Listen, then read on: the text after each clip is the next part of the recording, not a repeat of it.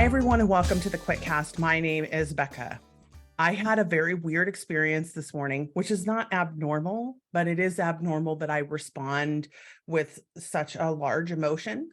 And I wanted to come and share this with you because I think this is maybe the most often asked question that I see on social media that we have relevance to, right? Like in terms of understanding how your brain is wired and understanding how to make better choices based on that brain wiring.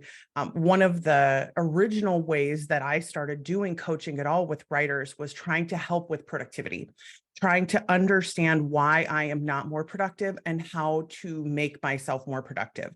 And over the years, I've done various versions of this discussion that we're about to have, which is essentially me going on social media and seeing some version of, I asked ChatGPT, or I want to understand how do I be more productive? And the answers are often have a schedule, do et cetera, right? Like whatever it is that is the advice of the day about how to be more productive, which is always very broadly applied, right? Which we already know. If you've been around here at all, you know that broadly applied advice generally doesn't apply to most of us who are watching this, because we tend to be in the outliers, because of course the people for whom the other advice is working, they're listening to other people. They generally don't need to listen to me. So I do a lot of, hey, all you intellection people, thinking is working. And I do a lot of, hey, all you strategic people, you are best seeking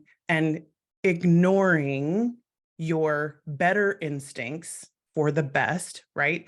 So instead of doing the thing that actually would work in the moment, I'm ignoring that instinct so that I can find the best way to possibly do it, which often leads to inaction with strategic, right? So understanding how intellection functions in I may need time to think, I may have to walk away from the manuscript way, or how strategic functions in I am best seeking and then taking the path of least resistance when I can't get the best option, those kinds of things, right? So where that leaves us then is a lot of the questions that we ask are essentially rhetorical. We already know the answer to them, but the old answers are so hard to accomplish that we don't want to do them.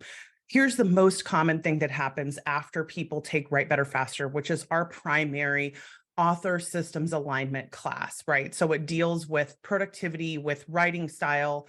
It deals with how do I organize myself? It deals with all of these things, right? So it has this sort of big picture systemic function, but the majority of people come to it because they do actually want to write faster. And so that was how we originally designed it. But when people come in and they realize, oh, if I change my behaviors based on my brain wiring, then I will have more productivity in addition to being happier, et cetera, right? Like all of the other things that will happen. Then that's exciting for me, but it never lasts, right? Because the old wiring is so significant. At some point, when people leave the class and they do whatever their, one thing is, that we encourage people to just commit to doing one thing so that they can succeed at it for longer. And it has a better shot at becoming a habit if they will do the one thing for longer. The majority of people pick some version of do not go on social media in the morning first. Even if they are not morning writers, even if they are not opening the manuscript first instead of opening social media first, an awful lot of people, when they leave the course, that is the one thing that they do, because they have recognized how much the automatic systems of their brain are impacting their productivity, and they didn't know that before. So when that happens and people leave, they generally make it for quite a while before they go back to doing social media in the morning again, because the old wiring is so significant and it learns how to talk to us in a way that we will listen to.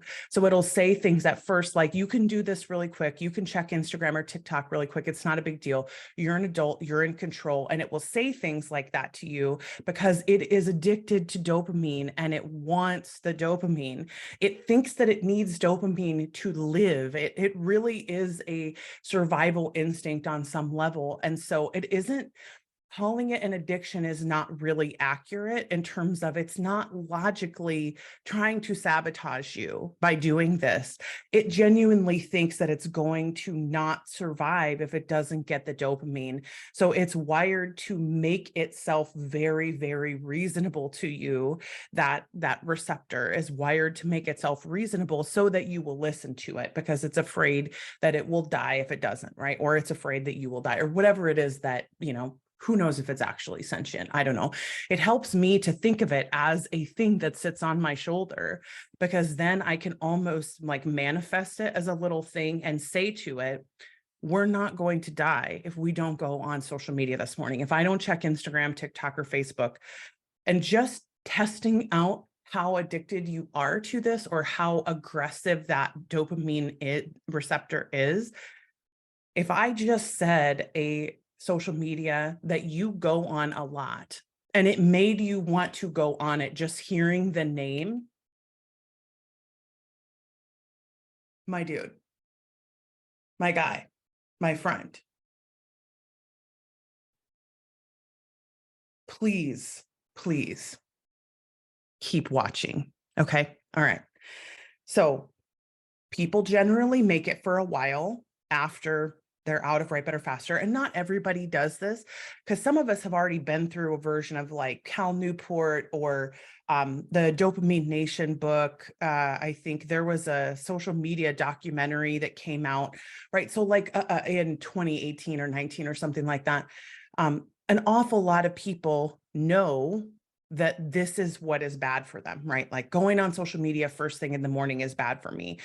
The studies about how often we reach for our phones, right? Like how we need to have the phones around in order to not feel itchy, how much we reach for them every hour, which by the way is depressing, the number of times we reach for our phones in an hour when we don't have anything holding our attention.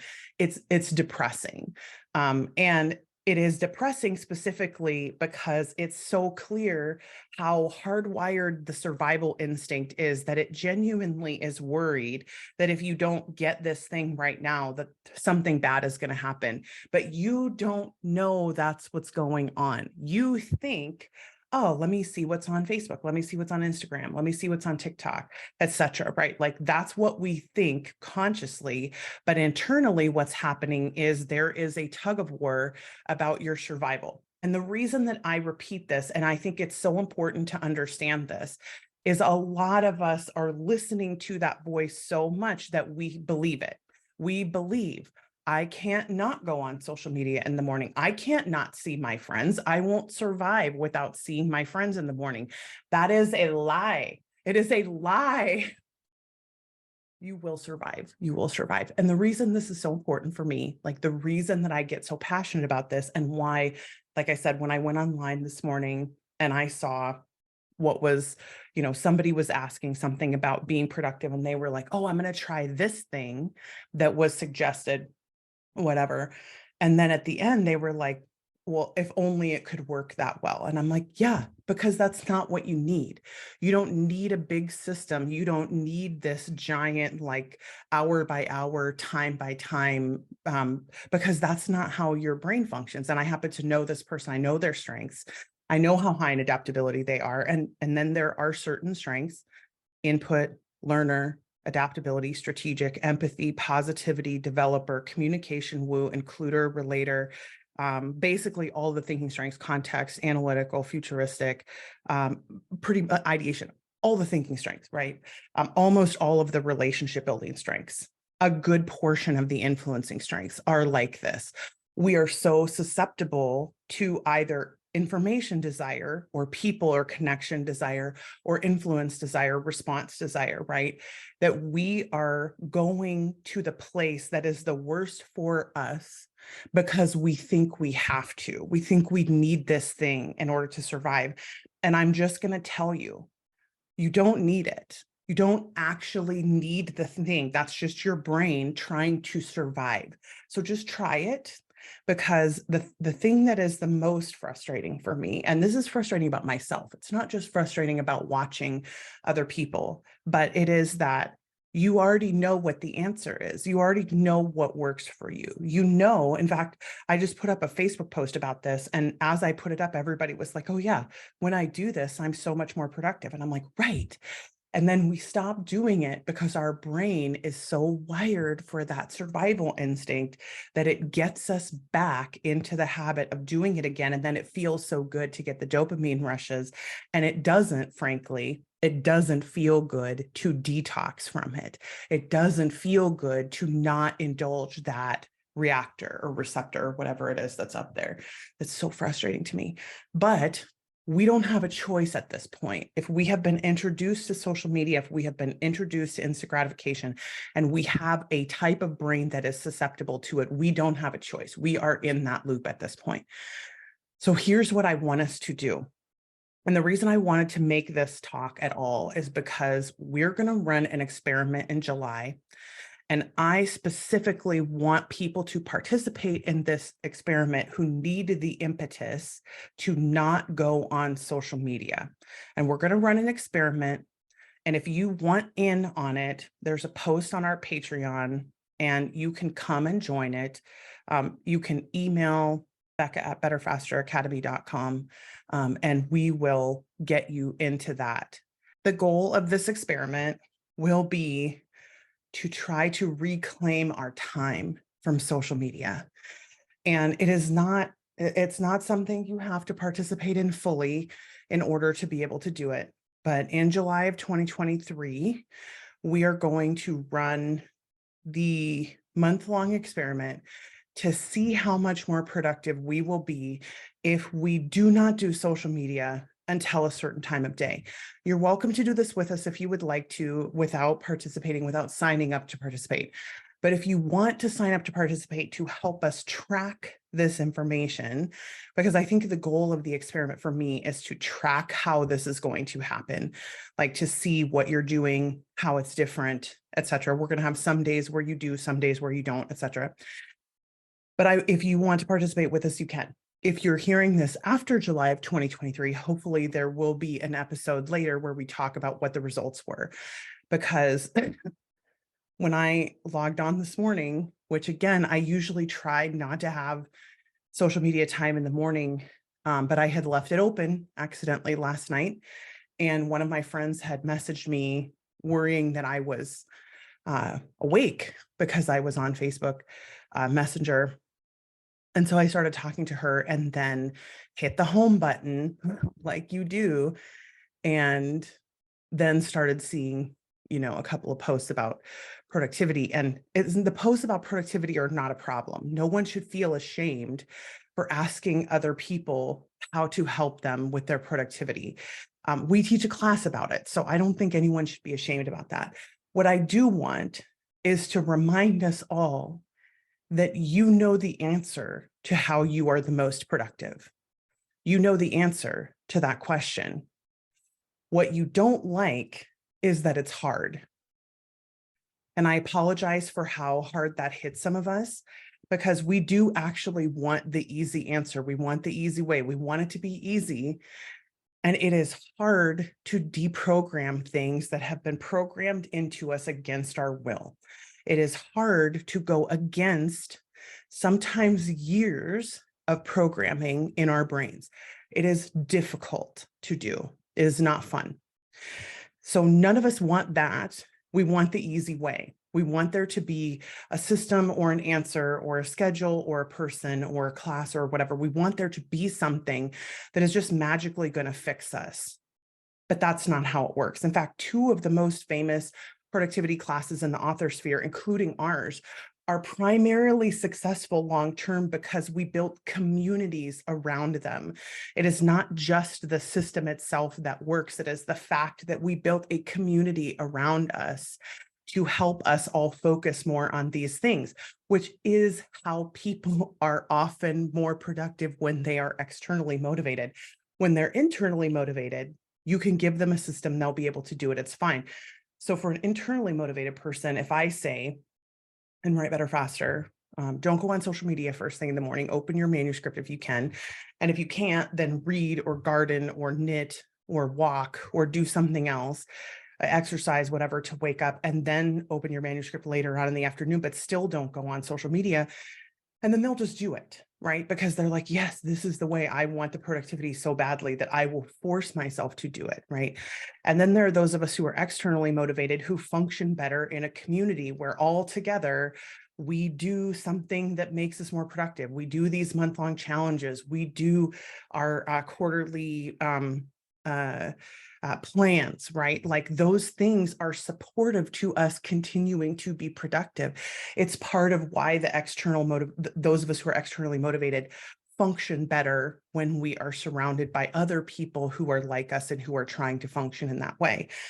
It is one of the most amazing parts about this community in particular that I love is that when we run challenges, people participate in them because that's why we run them. We want them to be helpful, right? And so anyway, I'm digressing now. The whole reason that I wanted to make this video was to say, we know how to do this. It's just going to take going against some of our wiring to make it happen. So I'm going to challenge you to do an experiment with yourself and test how this works.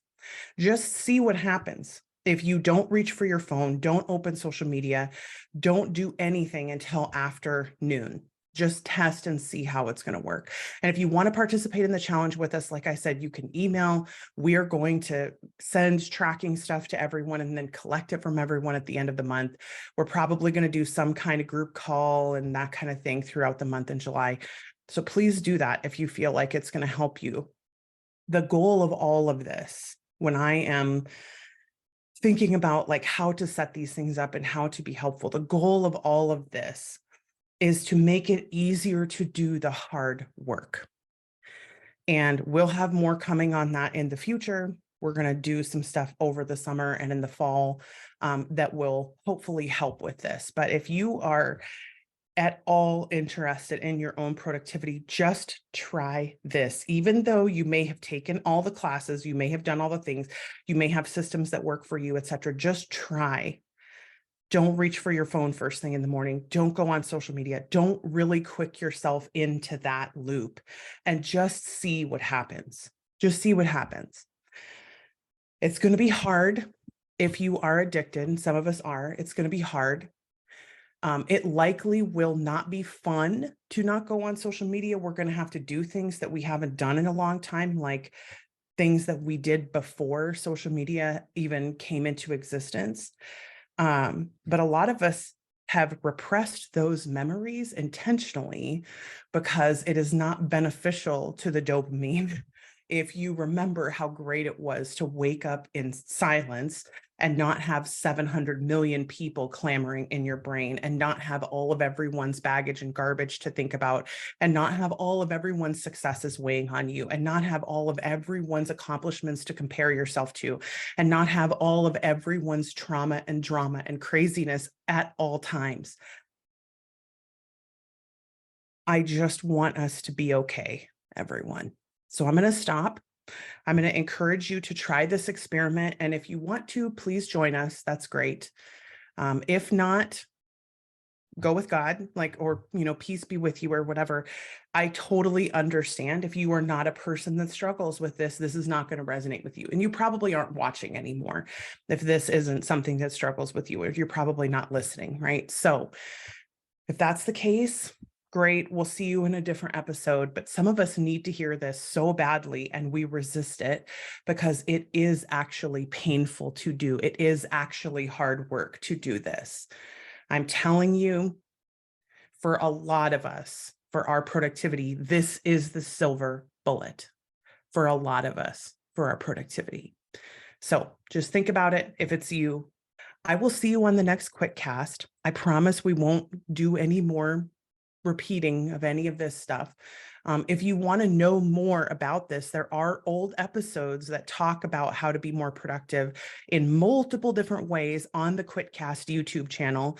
There will be more also on the QuitCast audio at some point. I don't know how long it's going to take us to get to those, but hopefully this has been helpful. If not, I apologize, and feel free to not listen to us anymore. But hopefully this has been helpful, and I will see you on the next QuitCast. All right. Bye, everybody.